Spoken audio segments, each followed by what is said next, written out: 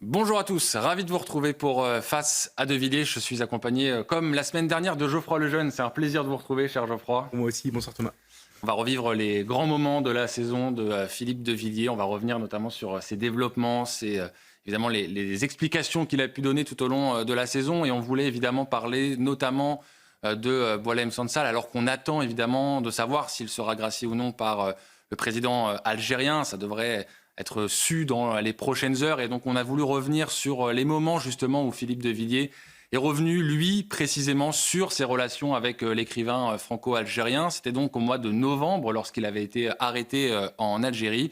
L'occasion pour Philippe De Villiers de décrire la relation amicale qu'il entretenait avec l'écrivain.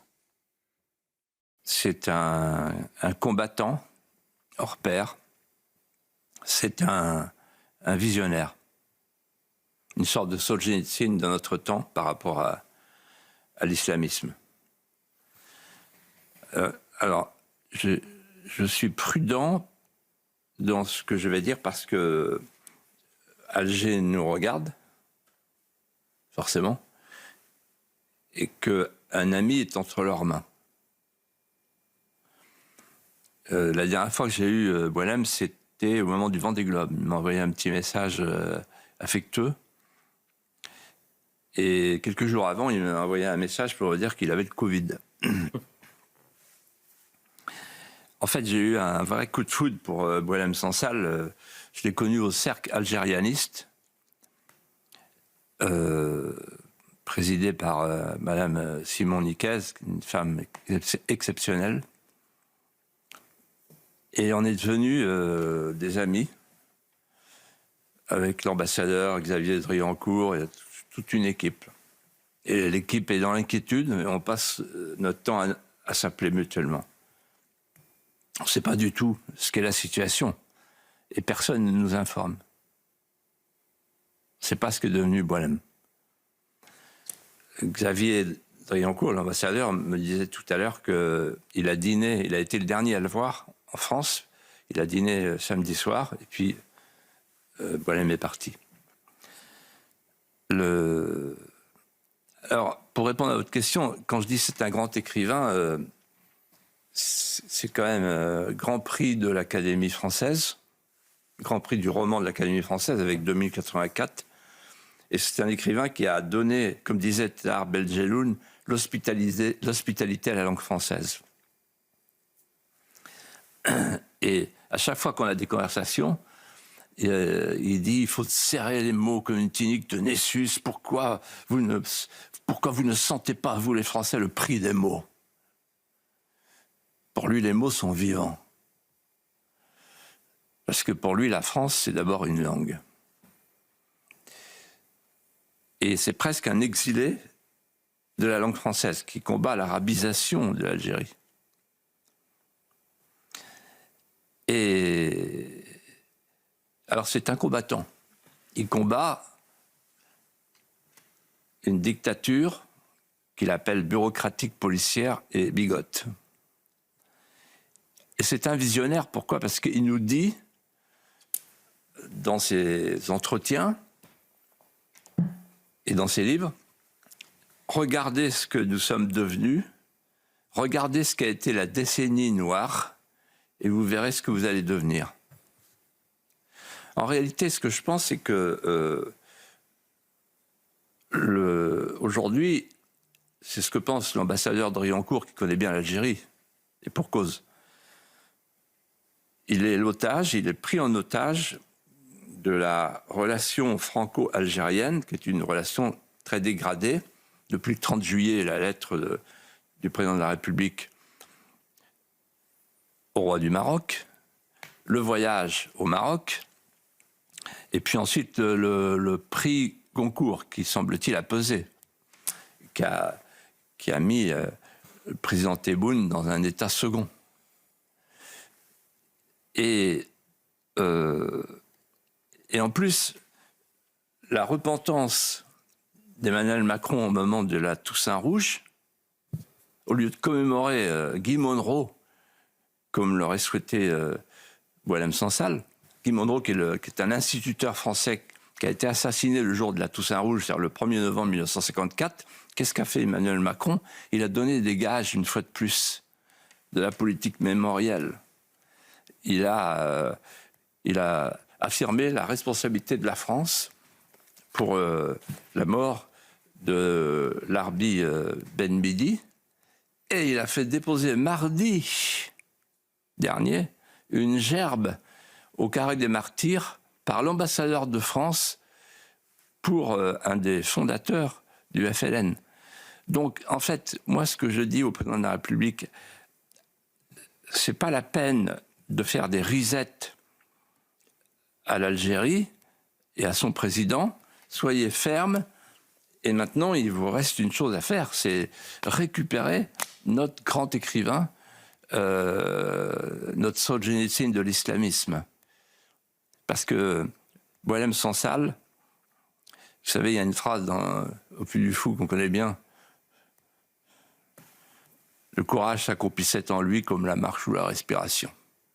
Je peux vous dire que c'est un homme courageux. Et alors, il est très curieux parce qu'il est dans le paradoxe. Il est doux, il parle à voix basse. Ce sont des perles qui tombent sur un plateau de cristal. Chaque mot est pesé, chaque mot est cristallin. Et donc, si jamais il nous écoute, on est là. Voilà. On ne vous abandonnera jamais. La France est votre patrie. Elle est dans votre cœur. Vous êtes dans notre cœur. Évidemment, cette arrestation de Boualem Sansal, elle a provoqué une crise diplomatique entre la France et l'Algérie. Ça fait maintenant plus de 6 mois et c'est vrai qu'il y a eu énormément d'épisodes qui ont marqué l'évolution de cette relation. Et justement, Philippe de Villiers est revenu sur ce qu'il qualifie d'humiliation, de relations déséquilibrées aussi entre Paris et Alger. Pourquoi, au fond, le président de la République prend autant de précautions avec le régime algérien? L'explication de Philippe de Villiers. D'abord, je plains le ministre de l'Intérieur parce qu'il est condamné à la parole verbale. Et lui, c'est pourquoi les gens qui ne nous regardent pas forcément, mais il sait que, par exemple, l'influenceur en question, il va être dans un centre de rétention pendant 90 jours. Ensuite, il est à l'hôtel. Ça vous rappelle rien? Philippines, le meurtrier de Philippines. Et on ne peut rien faire. Pourquoi on ne peut rien faire? Parce que c'est l'Europe. Parce que c'est la directive retour. Et qu'il faut changer la directive de retour. Il faudra 1 an, 2 ans, 3 ans, 4 ans.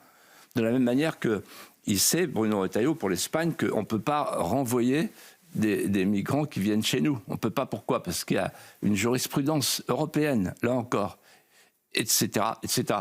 Par exemple, il y a un accord incroyable, laxiste, qui permet à l'Algérie d'avoir un statut particulier par rapport à tous les autres pays en matière d'immigration. C'est un accord du 27 décembre 1968. Qu'est-ce qu'on attend pour l'abroger? Seul le président de la République peut l'abroger. Il peut le faire, il ne le fait pas. Donc ça ne dépend pas du ministre de l'Intérieur. Donc on va voir de plus en plus souvent, je le prédis, un ministre de l'Intérieur et un ministre de la Justice multiplier les paroles, les plans, par exemple la drogue, etc. Et en même temps, on aura un sentiment d'impuissance publique. Franchement, je les plains parce qu'il y a de la bonne volonté et il y a de la fermeté dans le verbe. C'est déjà quelque chose de nouveau. Alors, je réponds à votre question. On a l'impression qu'on passe de l'Algérie française qu'on a connue à la France algérienne qu'on va peut-être connaître. C'est-à-dire une inversion totale. C'est une humiliation, vous avez prononcé le mot, je le répète, une humiliation sans nom. Aucun pays ne pourrait accepter ça.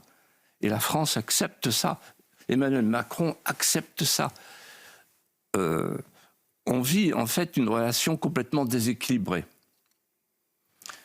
Sur le plan démographique, la France délivre 200 000 visas à l'Algérie. Et en même temps, l'Algérie délivre 2000 laissez-passer consulaires. Vous voyez la disproportion. 40% des occupants des centres de rétention, sont de nationalité algérienne.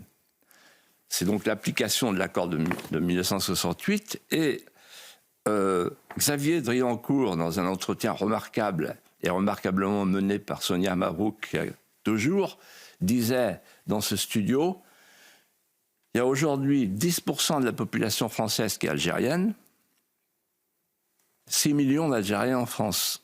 Qu'est-ce que ça veut dire ? Ça veut dire qu'on est tenu. Ça veut dire qu'il y a un État dans l'État. C'est la définition même de l'État dans l'État régalien. C'est-à-dire qu'on est obligé de faire attention. On est obligé de faire attention et c'est la raison pour laquelle Emmanuel Macron n'est pas allé à la manifestation contre l'antisémitisme. Parce que quand vous avez dans vos flancs une population qui vous surveille, qui vous regarde et qui vous menace, vous ne pouvez plus bouger. Et précisément, le déséquilibre démographique se double d'un déséquilibre moral. C'est-à-dire qu'en fait, l'Algérie nous nargue. Elle nous nargue depuis le fameux voyage d'Emmanuel Macron quand il était candidat en 2017 et qu'il était allé à Alger dire textuellement « La colonisation française en Algérie est un crime contre l'humanité ». Vous vous rendez compte ? Vis-à-vis des harkis, vis-à-vis des pieds noirs, vis-à-vis de tous ceux, des militaires aussi, qui se sont battus pour l'Algérie française, vis-à-vis même des prédécesseurs, parce que François Mitterrand disait l'Algérie c'est la France. Il y a eu tout un pan de notre histoire où l'Algérie et la France étaient en bonne intelligence et même en harmonie. On a fait beaucoup là-bas. Il ne faut pas l'oublier. Tous les colons, il ne faut pas les jeter à la rivière. Voilà. Et donc, la diplomatie des dépôts de gerbes, ça ne vous dit rien ? Je rappelle que M. Darmanin, vous savez ce qu'il a fait en 2020 ? Il est allé déposer une gerbe au Carré des Martyrs sur les assassins du FLN. Alors que son grand-père était harki. Alors que oui, mais depuis il s'appelle Moussa parce qu'il veut récupérer les voix apparemment. Il a changé de prénom quand il a quitté le gouvernement précédent. Il a dit je m'appelle Moussa. Ah bon, qu'est-ce qui se passe ? Tu dragues qui là ? Bon, et là la dernière gerbe, vous vous rendez compte, Macron va au Maroc, très bien. Et il revient, et pour compenser, il envoie son l'ambassadeur de France, déposer une gerbe sur la tombe de l'Arbi Midi, qui est un des fondateurs du FLN. Donc, les Algériens, ils nous sentent faibles, ils nous sentent avec notre faiblesse. Et le déséquilibre, il est pire que ça, il est politique. On donne, vous savez combien on a donné cette année, d'après Xavier Driancourt, l'ancien ambassadeur de France, il connaît les chiffres, 180 millions d'euros. On donne de l'argent à l'Algérie aujourd'hui. Et ici même, nous avions évoqué ensemble, Elliot, je crois, au moment des émeutes, vous vous en souvenez certainement, quelque chose qui nous avait choqués, et beaucoup de Français avec nous. Le président de l'Algérie, au moment des émeutes, avait enjoint au gouvernement français de prêter attention à la manière dont étaient traités, je cite, ses ressortissants. Je dis bien ses ressortissants, c'est-à-dire les Algériens qui sont en France et qui sont censés donc répondre à l'autorité harmonieuse et paternelle du président de l'Algérie. Et là, je me suis dit, ben voilà, non seulement la France est plus gouvernée, mais elle est plus souveraine. Il y a un bout de souveraineté qui dépend maintenant du président Tebboune. Voilà. Et donc, en réalité, aujourd'hui, il faudrait des mesures de rétorsion. Il faudrait mettre fin à l'accord de 1968 dont j'ai parlé il y a quelques instants. Et il faudrait, sur le plan politique, un vrai bras de fer pour dire aux Algériens ou bien vous libérez Boualem Sansal, c'est un signe que vous nous envoyez, ou bien on va prendre des mesures, j'en citerai 2 que les diplomates ne peuvent pas citer, mais moi je ne suis pas diplomate. Il y a des biens mal acquis en France par des personnalités algériennes. On fait une saisie. Et puis, il y a aussi des passeports qui sont distribués à toutes sortes de membres de la nomenclature algérienne pour pouvoir venir se faire soigner en France. Fini les hôpitaux français. Vous allez voir que là, ça va. Si on fait ça, on va changer de ton. C'est peut-être ce qu'a voulu dire le ministre de l'Intérieur. J'espère que maintenant qu'il gouverne avec M. Macron et en harmonie avec M. Macron, il va pouvoir lui glisser ça à l'oreille. Alors Geoffroy, c'est vrai que cette relation entre la France et l'Algérie, elle a vraiment ponctué ces derniers mois, depuis le mois de novembre, depuis l'arrestation de Boualem Sansal, depuis il y a un autre Français qui a été arrêté, Christophe Glaise, c'était il y a quelques semaines. C'est vrai que tout au long de cette saison, on a pu suivre malheureusement la détérioration de la relation avec des réponses aussi parfois qu'on a eu du mal à comprendre de la part du président de la République, et on le verra juste après, qui avait même désavoué son propre gouvernement. Non, mais la réponse de la France est très en dessous du niveau de ce que l'Algérie nous inflige. Moi, je suis frappé parce que Philippe, là, il parle il y a plusieurs mois. Et en fait, vous constatez, c'est un peu sa force d'ailleurs, que il dit quasiment tout du sujet très tôt, avant même tous les développements qu'on a connus par la suite. Moi, je voudrais m'arrêter sur une chose qui m'avait touché et frappé pendant ce témoignage, c'est sa relation avec Boualem Sansal. Ils se connaissent en fait très bien. Ce sont des amis, avec une amitié, vous savez, comme des gens comme eux peuvent avoir. Ils se voient pas tout le temps, mais ils prennent des nouvelles assez régulièrement et comment dire, il y a quelque chose de très profond qui ne nécessite pas de se voir tous les jours en réalité pour développer en fait. Ce sont un peu des résistants et ils se sont trouvés en fait. Et je voudrais dire une chose là-dessus parce que je suis un peu là pour raconter les coulisses de cette émission. D'ailleurs, je vous donnerai tout à l'heure des nouvelles de Philippe puisque je l'ai vu cette semaine. J'étais au Puy du Fou, donc je pourrais vous dire comment il va et ce qu'il prépare pour la rentrée. Mais il y a quelque chose qui me touche chez lui, c'est que dès qu'il identifie dans le paysage politico-médiatique quelqu'un qui a dit quelque chose qui selon lui va dans le bon sens et peut servir la France, peut aider la France, il va développer une relation toute particulière avec lui. C'est arrivé avec Boualem Sansal, mais avec beaucoup d'autres. Et il a une attention toute particulière en fait pour ces gens qui sont des contreforts, vous savez, des espèces de résistance à la déchéance généralisée. Et il prend le temps de leur parler, de les voir, de les appeler, de dîner avec eux quand il est à Paris. Et à la fin, finalement, il a développé un réseau de résistants, de gens qui sont contre l'effondrement généralisé et il le fait avec un certain soin. Donc c'est pour ça, c'est la raison pour laquelle quand il arrive ce qu'il arrive à Boualem Sansal, il est très affecté parce que c'est quelqu'un avec qui il a développé une relation depuis 2015. Ils avaient sorti un livre quasiment la même semaine, 2084 pour Boualem Sansal, et le moment est venu de dire ce que j'ai vu pour Philippe. Et donc ils se sont connus à ce moment-là parce qu'ils étaient concurrents en librairie, et cette relation dure maintenant depuis 10 ans et aujourd'hui c'est un de ses premiers soutiens. Et on va évidemment revenir sur l'aspect politique, je le disais. On a eu parfois du mal à comprendre la position officielle de la France sur le dossier algérien, avec cette fameuse conférence de presse, cet ultimatum, cette riposte graduée promise par le Premier ministre et qui a été désavouée quelques jours après par le président de la République. Et justement, Philippe de Villiers était revenu sur cet aspect précis de cette crise diplomatique. Il n'y a plus que 5 semaines, hein. Parce que c'était 6 semaines quand il a fait sa conférence de presse, 5 semaines. Vous imaginez si Boualem Sansal entend ce galimatia? Parce qu'on ne comprend rien, mais surtout ce qu'on comprend, c'est qu'il ne va rien se passer. En fait, ce gouvernement, c'est le bazar, quoi. C'est le bazar. Vous avez un Premier ministre qui dit le mercredi, vous vous souvenez, les mots sont...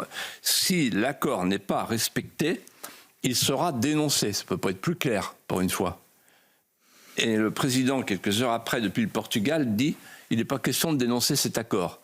Et on a Bayrou qui vient et qui dit à Sonia Mabrouk et Laurence Ferrari « ah non, vous n'avez rien compris ». Le cheval blanc d'Henri IV est gris. Ah, bon. Alors, donc allons plus loin. Pourquoi, la question qu'il faut se poser, Elliot, Geoffroy, c'est pourquoi Emmanuel Macron en fait, fait le refus d'obstacle. Pourquoi il se cabre? Parce que, d'abord, il fait attention à Van der Leyen, parce qu'il y a un accord en ce moment très important, en cours de négociation entre la Commission de Bruxelles, qui nous commande, qui commande notre destin, surtout en matière de gaz. Il y a 20% du gaz qui vient d'Algérie, et l'Algérie. Deuxièmement, et surtout, il a un souvenir cuisant de ce qui s'est passé avec les émeutes de 2023. Et donc, il a peur de la diaspora, comme l'a dit très bien Alexandre Devecchio récemment, sur votre antenne. Alors, pourquoi il a peur? C'est parce qu'il y a un traumatisme qu'il a vécu personnellement. D'abord, on a vu qu'au cœur des émeutes, vous vous en souvenez certainement, il y a le président turc et le président algérien qui ont mis en garde le président français en disant attention à nos ressortissants sur le sol français. En d'autres termes, la France n'est plus tout à fait souveraine sur son territoire. Incroyable. Deuxièmement, les bandes dans les banlieues, dans les quartiers, appelaient les forces de police des forces d'occupation. Donc on était dans une logique de conquête. Conquête de souveraineté. Et enfin, troisièmement, ce n'est pas l'État qui a arrêté les émeutes. On le sait maintenant. Ce sont les narcotrafiquants, ce sont les caïds, ce sont les grands frères. En d'autres termes, l'autorité souveraine n'est plus entre les mains de l'État. Et ça l'a littéralement traumatisé. Mais moi, ce que je constate, et pour Macron, et pour la Macronie, et pour la Mélenchonie, et pour la Bayrourie, pas mal, néologie. Oui, oui. En fait, tout est dans l'expression de Bayrou. Le soir de l'attentat de Mulhouse, le fanatisme a encore frappé. C'est un lettré. Cette expression, elle n'est pas de lui, elle est de Voltaire. Quand il voulait détruire le catholicisme, il appelait ça le fanatisme. Et il disait « écrasons l'infâme ». Il signait comme ça ses lettres. « Écrasons l'infâme ». Bon. Et aujourd'hui, le fanatisme, qu'est-ce que ça veut dire dans la bouche d'un homme politique? Ça veut dire que c'est un acte isolé d'un croyant qui échappe à sa communauté et qui est un déséquilibré. Donc c'est facile à traiter. On psychiatrise le cas. C'est-à-dire que nos hommes politiques, notre classe politique, la caste élitaire, ne comprennent pas ou ne veulent pas dire que c'est une guerre qui nous est faite. En fait, nous sommes devant, je pèse mes mots, une branchitude avachie qui ne se sent plus capable de porter le dépôt millénaire, qui rêve d'un autre soi, qui rêve de s'abolir dans une histoire nouvelle, dans une histoire extérieure, dans une histoire virile. C'est-à-dire que, en fait, sourdement, les âmes veulent, cherchent un nouveau maître. Le nihilisme occidental, prenant congé de la chrétienté flageolante, s'exerce à une fascination étrange avec une religion forte qui permet de renouer avec la différenciation sexuelle, le combattant au feu et la femme au foyer. En d'autres termes, et c'était une curiosité de notre temps, je pèse mes mots, l'hédonisme consumériste va finir sa trajectoire en venant, par une sorte de ruse hypnotique, se fondre dans son exact contraire. Voilà pour les différentes prises de position de Philippe de Villiers tout au long de cette saison concernant le sujet de l'Algérie. On va marquer une pause et puis on reviendra. On parlera notamment des sujets un peu plus politiques qui ont été abordés tout au long de cette année. On parlera de Jean-Luc Mélenchon notamment, on parlera d'Emmanuel Macron aussi. Et puis vous nous raconterez cette semaine, ces quelques jours que vous avez passés avec Philippe de Villiers au Puy du Fou. Je crois que vous nous raconterez ça dans quelques instants. A tout de suite sur l'antenne de CNews.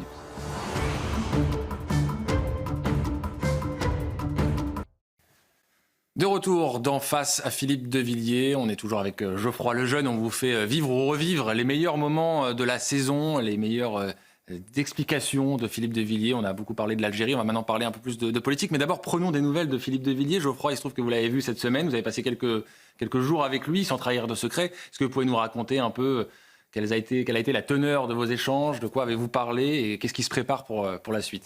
Écoutez, j'étais donc avec le Journal du Dimanche, avec toute notre équipe au Puy du Fou.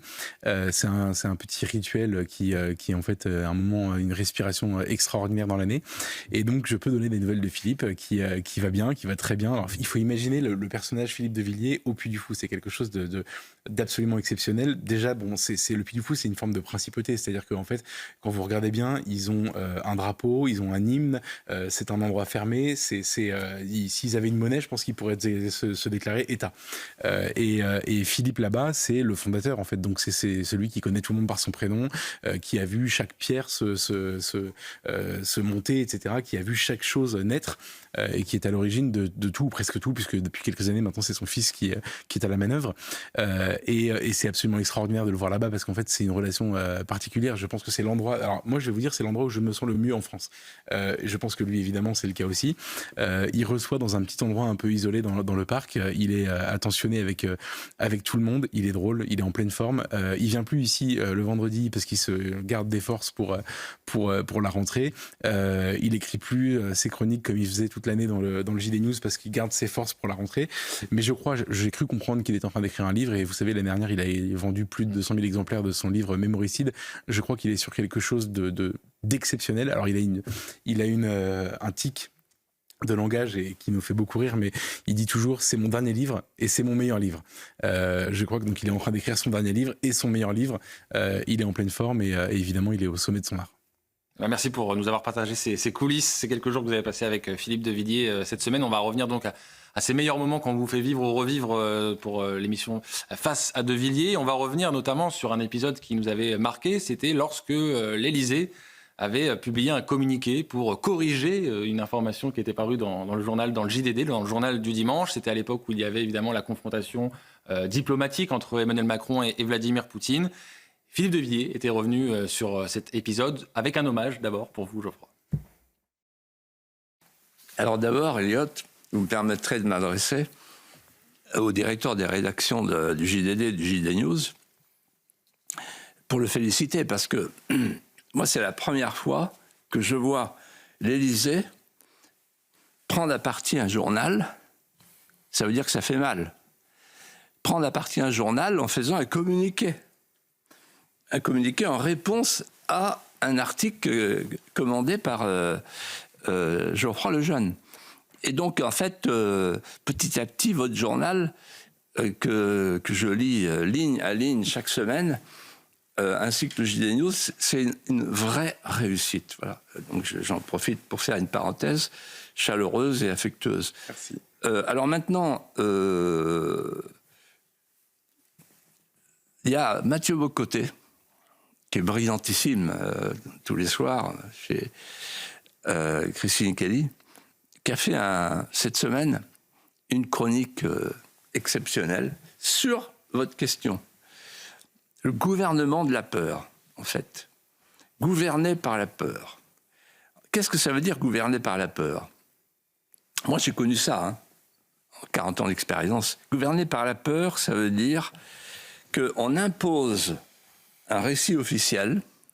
Ils appellent ça maintenant, Darmanin à Crépol, un narratif officiel. En fait, c'est un côté soviétoïde. Il y a un narratif officiel. C'est-à-dire, on vous dit comment vous devez penser, comment vous devez parler, et comment surtout vous ne devez pas penser et parler. Le narratif officiel.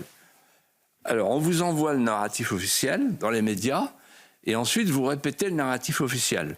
Bon, et ça marche bien. Hein. Et après, il y a des sondages qui disent « Ah, regardez, Macron remonte ». On en parlera dans un instant. Donc, l'opération est magnifique. Bon, c'est vieux comme Giscard. Hein. J'avais eu des conversations avec Giscard à Auton, quand j'étais sous-préfet de Vendôme, et il me racontait ça. Bon, ça ne s'appelait pas le narratif officiel, mais ça revenait au même. Bon.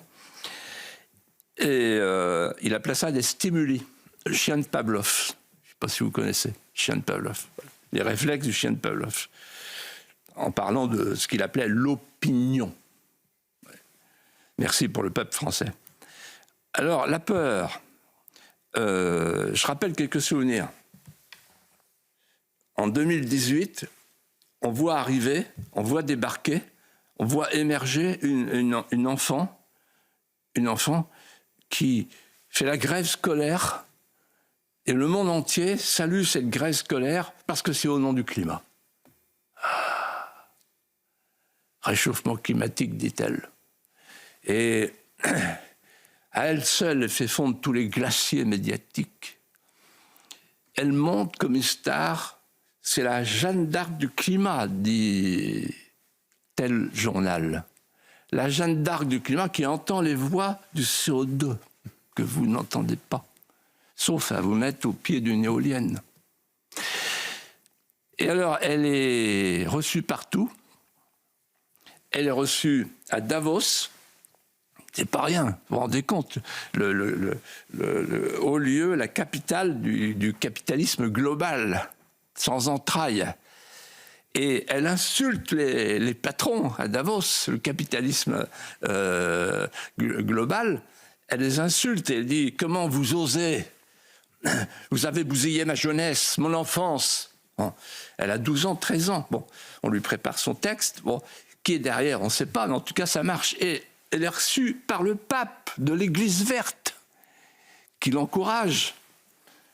Le réchauffement climatique fraternel, l'union des religions et la fonte des glaciers. Hop, prix de gros. Et puis, en fait, elle termine à l'ONU. Et à l'ONU, elle recommence et elle insulte toutes les nations présentes en disant « Est-ce que vous vous rendez compte, vous avez perdu mon enfance. » Voilà. Et là, qu'est-ce qui se passe ? Tous ceux qui ne sont pas d'accord subissent le traitement sémantique suivant. Négationnisme climatique. Négationniste. C'est-à-dire c'est le même mot que pour la Shoah. Donc ça vous refroidit quand même. Si jamais vous faites une remarque sur Greta Thunberg, voilà, et vous savez comment elle a fini ? Allez-y. Elle a fini avec un kéfier. C'est bien ça. Elle est plus active aujourd'hui à la lutte contre l'État d'Israël que sur la lutte contre le réchauffement climatique. Vous savez qu'elle a failli être prix Nobel de la paix. Hein, elle a failli, oui, absolument. Et donc, voilà, c'est pour dire... Et après, c'est pas fini. Après, il y a eu le Covid, si vous me permettez. Allez-y. Un sujet que je connais bien, parce que j'ai écrit un livre qui s'appelle « Le jour d'après » sur le Covid. Alors, le Covid, c'est toute une société qui est assignée à résidence. Bon, c'est là où on voit que les Français sont prêts à tout, parce que finalement, ils se sont laissés enfermer. Ce qu'on a appelé l'enfermisme. Donc la société assignée à résidence, l'hygiénisme d'État, je note au passage que, contrairement à ce qu'on a dit, par rapport au Moyen-Âge, c'est exactement l'inverse. Au Moyen-Âge, on enfermait dans les léproseries les lépreux, les malades, les mal portants, et on laissait tranquilles les bien portants. Aujourd'hui, on a enfermé les bien portants. Et quand on les enfermait pas, alors on demandait de porter le masque et de se faire vacciner. Et quiconque disait « mais le vaccin, vous êtes sûr qu'il évite la contamination ?» Ah, complotiste. Ah, c'est plus négationniste, c'est plus intelligence avec l'ennemi, comme sur l'Ukraine, c'est complotiste. Complotiste. Et ça me rappelle une phrase de Michel Rocard qui avait de l'humour. Il disait « toujours préférer la connerie au complot parce que la connerie est courante et le complot exige un esprit rare. » Donc on a eu le complotisme. Continuons, George Floyd. Vous ne vous souvenez pas de George Floyd ? On s'en souvient. George Floyd, ça voulait dire, en fait, les Blancs doivent se mettre à genoux. Et tous les Blancs se mettaient à genoux. Pardon pour vos amis, je mets une pierre dans votre jardin, le jardin du Parc des Princes. Oui. Mais j'ai vu plusieurs matchs, tous les matchs de foot. C'était l'équipe de France, évidemment, se mettait à genoux avant les matchs. Avant, l'arbitre, il surveillait, tout le monde se mettait à genoux. Et Castaner, vous vous en souvenez très bien, c'est vous qui me l'avez rappelé. Castaner, il y avait une manif interdite à cause du Covid, je crois. Et une manif wokiste pour George Floyd. Et on lui dit, sur une chaîne concurrente, « Mais vous avez autorisé la manif ?» Et il dit « Non, je ne l'ai pas autorisé, mais je l'ai toléré parce que vous comprenez, l'émotion mondiale est plus forte que les règles juridiques. » Et on lui dit, mais vous êtes prêt à vous mettre à genoux? Il dit oui, je suis prêt à me mettre à genoux. Un genou à terre, ça s'appelle, un genou à terre. Et donc tout le monde était à genoux. Et les policiers d'ici, si les policiers veulent mettre un genou à terre, je me demande s'il n'y a pas un moment donné où les policiers ont mis un genou à terre. Voilà. Donc, voilà. Et ceux qui ne voulaient pas mettre un genou à terre, racistes. Ah, troisième insulte. Troisième disqualification. Et puis on pourrait continuer. Il y a eu Crépol. Extraordinaire. Crépol avec le ministre de l'Intérieur qui nous explique que c'est un fait divers et que le danger, c'est la fachosphère, qui a manifesté 3 jours après Crépol. Expédition punitive, racisme anti-blanc. Et il explique, je le rappelle, je raconte dans mon livre Mémoricide cette histoire, parce que je la trouve drôlissime, à chaque fois elle me fait pleurer de rire. Il y a Darmanin qui arrive, et Darmanin, il recule jamais devant un mensonge. Ça, c'est sa force. Parce que c'est le mentir vrai d'Aragon. Il paraît, on en parlera peut-être tout à l'heure, il était chez Sonia Mabrouk avant-hier, il ment comme il parle, mais ça ne se voit pas, parce qu'il paraît sincère, il a son petit air comme ça, bon, de jeune homme. Bon. Et là, il dit, le danger, monsieur le jeune, Elliot, c'est Gros Lardon. Parce qu'il y avait un mec qui dirigeait, ils étaient 30 à manifester, et celui qui était en tête, un peu corpulent, était surnommé Gros Lardon. Bon. Et il disait, la France a peur de Gros Lardon. Et les gens disaient, oui, Gros Lardon, où il est Gros Lardon? Tout le monde cherchait Gros Lardon. Et pire que ça, la chaîne CNews était accusée de protéger des petits lardons. Je me souviens à l'époque. Bon, donc en fait, voilà, le gouvernement par la peur, ça consiste à imposer le narratif officiel, et à partir du narratif officiel, vous disqualifiez les gens. Alors en ce moment, le narratif officiel, c'est, il n'y a qu'une menace, la Russie. Ah, vous ne le croyez pas? Ah, vous avez un doute? Ah, vous voulez la paix? Vous voulez la paix? Ah, donc vous êtes un agent mousquetaire. Donc, en fait, attention, parce qu'il y a les patriotes et les collabos. Et donc, si vous voulez la paix, ça veut dire que vous n'êtes pas un vrai patriote. Et si vous n'êtes pas un vrai patriote, ça s'appelle l'intelligence avec l'ennemi. Et le ministre de l'Intérieur sur RTL a dit, mais peut-être qu'on va mettre sur écoute les gens qui sont pas patriotes. Ça peut aller loin, tout ça. Voilà, il faut réfléchir. Les gens qui nous gouvernent, en fait, sont tellement faibles qu'ils n'ont que la peur pour se substituer à l'obéissance d'un sentiment qui n'existe plus. Parce que l'obéissance d'un sentiment, il faut qu'elle réponde à l'auctoritas et à la potestas, les deux. Or, ils n'ont plus la potestas qui est partie à Bruxelles, et ils n'ont plus l'auctoritas qui est dans les médias.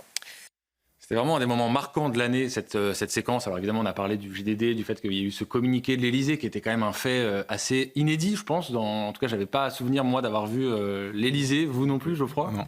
Quand l'Élysée a publié ce communiqué, à ce moment-là, on était dans un contexte, on le rappelle, très tendu, entre la France et la Russie. Il y avait tout ce contexte international qui pesait. Il y a eu ce communiqué qui est apparu, et c'est vrai, on s'est tous posé la question, comment on en est arrivé à ce que l'Élysée publie sur les réseaux sociaux un communiqué pour corriger une information que vous aviez publiée? Et c'est arrivé depuis, d'ailleurs, l'Élysée a fait des allusions ultra explicites à CNews, notamment à Vincent Hervouet, Pascal Praud, etc., des choses qu'ils avaient pu dire dans l'émission. Donc c'était une première, en fait, on était il y a quelques mois, mais c'est arrivé depuis et ça ne tombe que sur nous. C'est-à-dire que c'est systématiquement, c'est sur nous. Moi, ça m'inspire deux choses, cet extrait. Déjà, une première, je trouve ça très drôle de voir Philippe dire Elliot, Geoffroy, parce que c'est un de ses grands trucs. Il faut comprendre, je vous ai raconté la semaine dernière qu'il avait besoin qu'on soutienne son regard pour faire ses développements. Et quand il dit Elliot Geoffroy, c'est parce qu'il sent qu'on n'est plus avec lui, alors qu'on est vraiment avec lui. On ne fait que ça, on ne fait que l'écouter, etc. Mais c'est pour nous remettre dans le match. Et la deuxième chose, c'est sur le gouvernement par la peur. Son développement, moi, j'ai rien à ajouter évidemment à ce qu'il a dit, mais je me souviens qu'il m'en a parlé pour la première fois. En fait, Philippe, parce qu'aujourd'hui, c'est quelque chose qu'on a compris. On a compris que c'était une des techniques d'Emmanuel Macron. Il a gagné 2022 la présidentielle comme ça. Il l'utilise dès qu'il en a l'occasion. Mais Philippe de Villiers me l'a dit en 2020 pendant le confinement, au tout début du confinement. J'ai eu un échange avec lui, je peux le raconter aujourd'hui puisqu'il y a prescription, mais on est confiné, je crois, le 17 mars, et on s'appelle le 18, parce que moi, j'aime bien l'appeler quand j'ai besoin de comprendre quelque chose qui m'échappe un peu. Faut imaginer, comme à l'échelle de notre vécu, c'est quelque chose qu'on pensait pas d'ailleurs connaître un jour. La France entière qui s'arrête, à l'époque, on parlait de pénurie, on se demandait si... Enfin bref. Et je l'appelle en lui demandant quelle est son analyse. Et il m'explique ça. Il me dit, ce développement-là, il me le fait en 2020, c'est-à-dire il y a 5 ans. Il me dit, Emmanuel Macron va gouverner par la peur, il n'a plus que ça. Et d'ailleurs, c'est pas Macron, c'est tous nos gouvernants maintenant n'ont plus que cet argument-là. Et il me le développe pendant une demi-heure au téléphone. Et il l'écrit dans un de ses livres, parce qu'il a écrit un livre pendant le confinement, en quelques semaines, qui est sorti à la fin du confinement, qui était une analyse, c'est pareil, hein, c'est comme les extraits dont on parlait la semaine dernière, les extraits de Philippe de Villiers dans les années 90, qui ont très très bien vécu, c'est pareil, son livre a très bien vécu, et je me dis à ce moment-là, voilà, il y a deux catégories de gens sur Terre, il y a nous, et puis il y a des gens comme lui, qui sont capables, 2 jours après le début du confinement, de vous expliquer quelque chose qui en fait va devenir votre quotidien, la norme pour les années qui viennent, et donc ce développement, il l'a imaginé en 48 heures au moment où Emmanuel Macron a confiné la France. Incroyable cet aspect précurseur de Philippe de Villiers qui annonce avant ce qui se produit, là, en l'occurrence 5 ans plus tard. Alors oui, puis ce qui s'est produit depuis 5 ans. Et puis on parlait du Puy du Fou tout à l'heure. C'est vrai que vous allez au Puy du Fou, vous écoutez le sous-texte de certains spectacles et vous vous dites qu'il y a des leçons pour aujourd'hui aussi, alors que c'est des choses qu'il a écrites il y a 20, 25 ans, 30 ans. Enfin, on profite du fait qu'il soit pas là pour dire que on a quand même de la chance de côtoyer quelqu'un qui se trompe très peu. Et puis qui en plus est bon camarade. Autre analyse qu'on voulait vous refaire vivre dans cette émission un peu spéciale, c'est celle sur Jean-Luc Mélenchon, parce que là aussi ça a beaucoup marqué l'année. Jean-Luc Mélenchon qui, vous le savez maintenant, développe le concept de Nouvelle France, de créolisation. Ça a évidemment attiré l'attention de Philippe de Villiers qui a dit ce qu'il en pensait dans ce développement qu'on vous refait vivre aujourd'hui. Alors Philippe, vous avez été l'un des premiers à parler de Jean-Luc Mélenchon et de la France Insoumise comme d'une 5e colonne. Comment est-ce que vous expliquez aujourd'hui la stratégie de Jean-Luc Mélenchon ? Alors la stratégie, elle est tout entière dans ce passage de son discours où il dit « La France est un pays de petits vieux, il faut que vous, les Africains, vous veniez remplacer les petits vieux. » Vous avez vu, il le dit. Qu'est-ce que ça veut dire ? Ça veut dire que derrière, il y a une doctrine. Le parti de l'étranger. C'est vraiment ça, le parti de l'étranger. Le parti de l'étranger, c'est un parti qui appelle au populicide français. C'est Pierre Juillet a écrit devant moi cette phrase extraordinaire que je ressasse. Le voilà, à nouveau, le parti de l'étranger. Avec sa voix paisible et rassurante. Ne l'écoutez pas, car c'est l'engourdissement qui précède la paix de la mort. Le parti de l'étranger. Et ce parti de l'étranger, il est établi sur ce que j'appelais tout à l'heure l'inversion victimaire. C'est-à-dire, l'inversion victimaire, ça veut dire que le premier des crimes, le crime des crimes, c'est le colonialisme. Israël est un État colonial, la France est un État post-colonial. Donc l'urgence pour Mélenchon, c'est de décoloniser pour recoloniser. Derrière cette doctrine, il y a une stratégie. Et je réponds directement à votre question. En fait, Jean-Luc Mélenchon promène dans l'air du temps, avec un génie qui lui est propre, 2 projections imaginaires qu'il essaye tour à tour. La première, c'est la créolisation des urnes. Ça peut marcher, c'est une question de nombre. Donc il suffit de patienter pour lui. Le nombre, le nombre, le nombre. Et puis la deuxième projection, c'est l'apocalypse insurrectionnelle.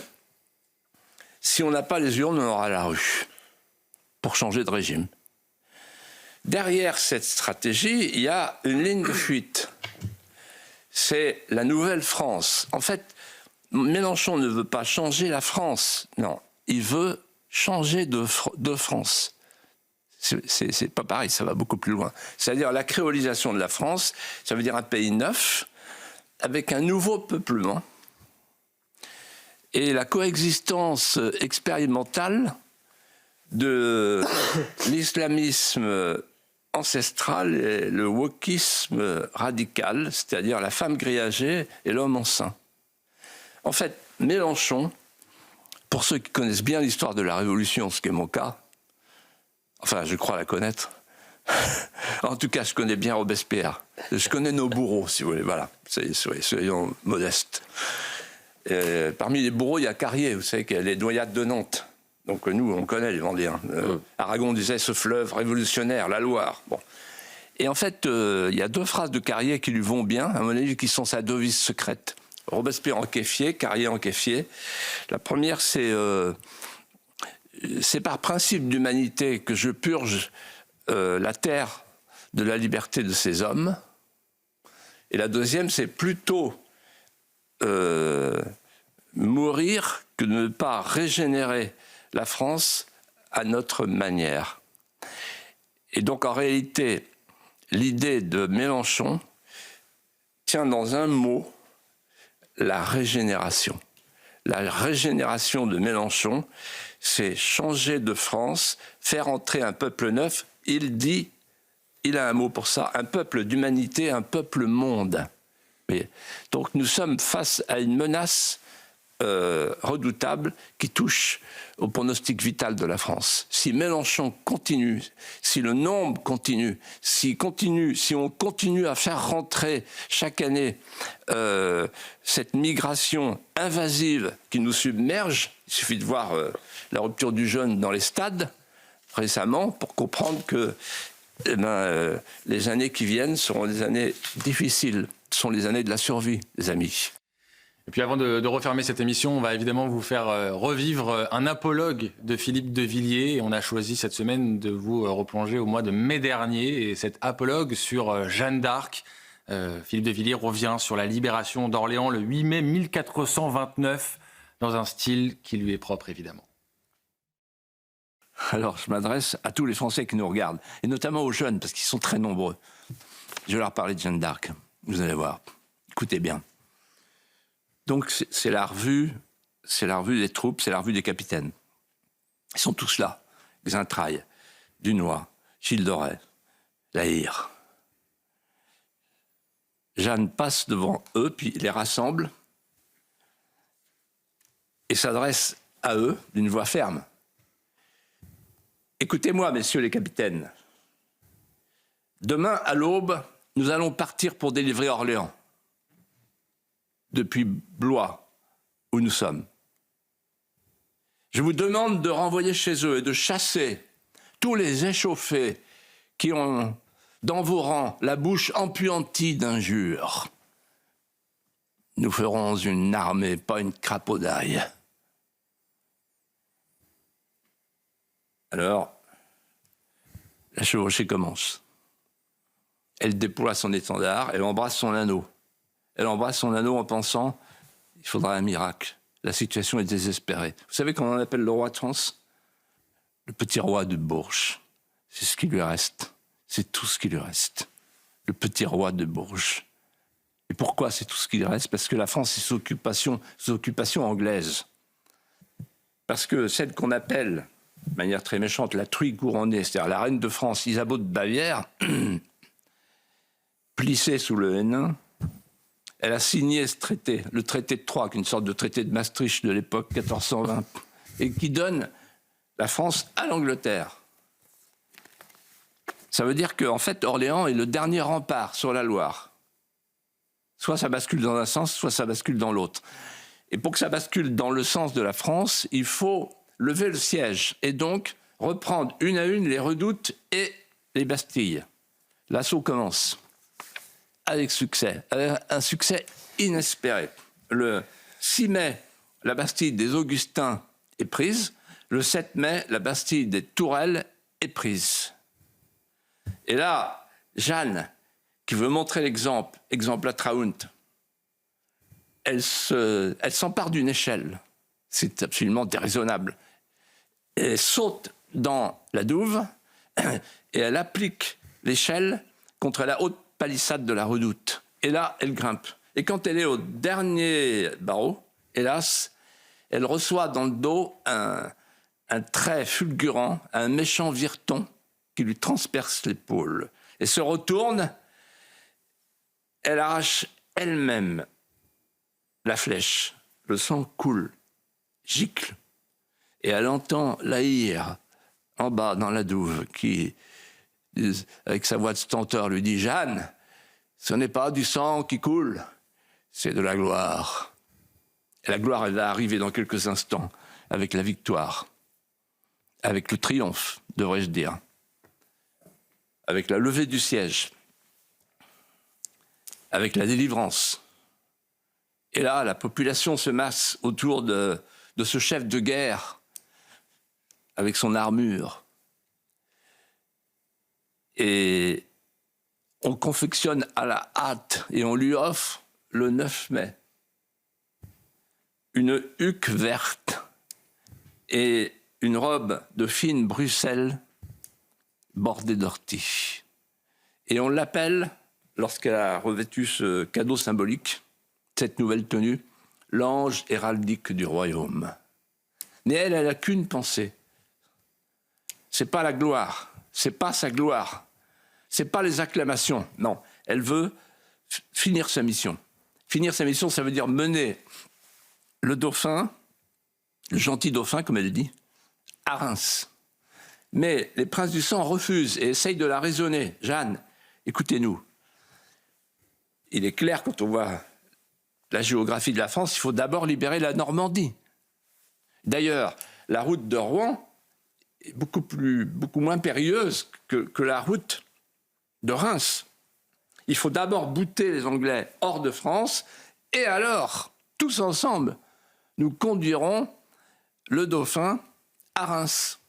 En d'autres termes, d'abord la libération et ensuite l'onction. Et là, elle se dresse, Jeanne, et avec son aplomb incroyable et son génie, elle leur dit, je crois exactement à la prudence contraire, messieurs les capitaines. D'abord l'onction, ensuite la libération. Parce que, je vous invite à réfléchir, la cérémonie du sac va produire sur tous les esprits du royaume forte impression. Et après l'onction, le gentil dauphin pourra balayer les ennemis beaucoup plus facilement. Messieurs les capitaines, je prétends que Charles de Valois, le dauphin, recevra plus de force d'une seule goutte d'huile que de 10 000 lances. Il y a un long moment de silence. Le conseil baisse la tête. Le roi regarde fixement le chef de guerre, Jeanne. Il l'admire pour la première fois. Il l'approuve. Elle le sent, elle le sait, elle le devine. Il lève la séance. Et le lendemain, à l'aube, le cortège, le convoi se met en route pour Reims. Méditez la leçon joannique, qui est la suivante. Il ne faut jamais s'arrêter aux maximes d'une simple politique quand il s'agit de confondre les calculs de la politique ordinaire. Et voilà pour l'apologue autour de Jeanne d'Arc. On se disait, on ne va pas trahir de secret, mais on se disait en réécoutant ces 6 minutes 30, comment il structure sa pensée pour arriver à ce développement et nous raconter cette histoire de manière limpide. Il y a des gens comme ça, qui ont été touchés par la grâce. Cette semaine au Puy du Fou, parce qu'il y a un des spectacles du Puy du Fou, quand vous irez, vous allez comprendre pourquoi je vous raconte ça, qui est un des plus beaux, où il y a de la danse, il y a du flamenco. Et je lui dis, mais Philippe, vous connaissez rien à la danse, c'est pas votre univers. Et il me dit, détrompe-toi. En fait, j'ai vu un jour un spectacle et je me suis dit, il faut qu'il y ait ça au Puy du Fou. Et en fait, c'est des gens comme ça qui savent vous emporter, raconter une histoire, ils savent vous attraper, ils savent comment vous émouvoir, etc. Et je pense que là, si on l'appelle en direct après l'émission, après votre heure des pros, et qu'on le lance sur un sujet qu'il n'a pas préparé, il est capable de faire ça en improvisant. Bon, merci Geoffroy, en tout cas c'était un plaisir de me replonger dans les meilleures archives, les meilleurs extraits de Face à Philippe de Villiers tout au long de la saison. On se retrouve évidemment très bientôt sur l'antenne de CNews. Dans quelques instants, c'est l'heure des pros 2 avec tous mes invités. À tout de suite.